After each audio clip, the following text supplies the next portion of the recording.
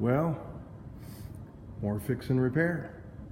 So you can see I've got the cap already drove out of this side. I'll flip it over and take it off, but this is the drive shaft that goes in the John Deere 310 D. So the splines, I don't know if you can see them or not. Let's see if he'll focus.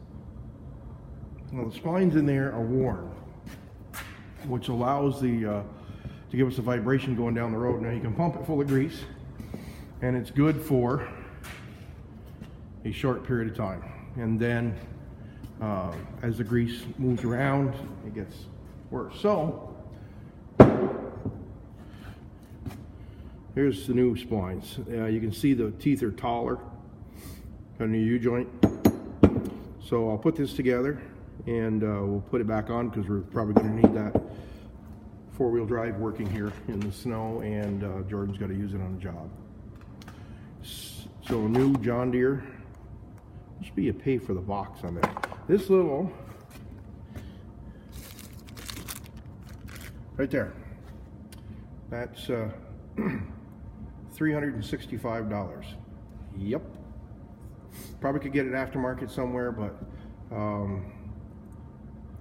not sure I want to go through the hassle of trying to get it and make sure it's right. And sometimes it's easier to pay a little bit more money to get the right part and put it on. So yeah. So basically what we'll do is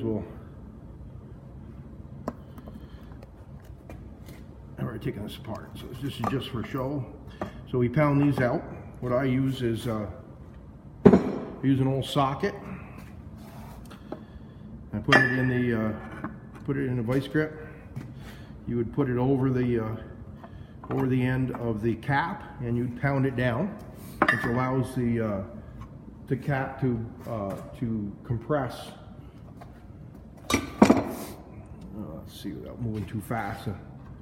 So you would take this cap right here, and you would drive it down until it releases the main part of the U-joint. And you can pull the cap out. It'll drive the bottom cap right out of there. This is what this did. This was here. When I drove down on the other side, it pushed this cap out, which allows you to take the main part of the U-joint out. So what I do, after I've driven out the caps, and I'll clean this up with some brake fluid, but I take a little hook. I don't know if you can see me what I'm going to do here, but let's see. There's a little bit of a ridge in here, and this is where your lock. I'll have the new ones go on the new one. They go in here. So you can, let's see, you can see where that's set in there? Well, I go bring it around. Oh, there's some junk coming out of it. And a lot of people don't do this. I always do. Top and bottom. And then I'll spray it out with brake clean, carb clean. And you can, let's see if I can get the, let's see. Can you see the junk coming out of there on the hook? So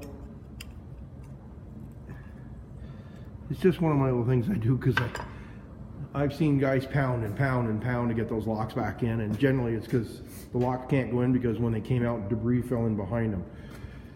So we'll just use some brake clean. Let's see if there's some right here. No, I'll have to get a can of brake clean out of the back room. So basically,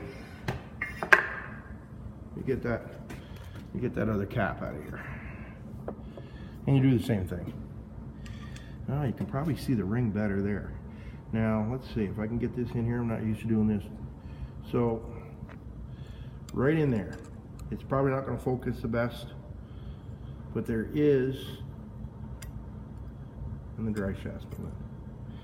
So there's a bunch of crap in that, and there is a little slot that on the top and the bottom. You can see it down here right now, right there. That's what your clip stays in. So all we do is come in and grab a can of brake clean, give her a little shake.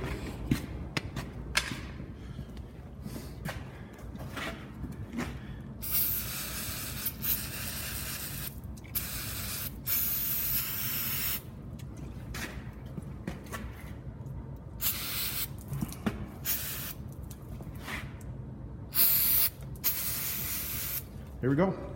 Make a mess. It dries up quick. And then I'll take a rag and I'll go through and I'll clean that all up. Makes the job a lot easier. Okay.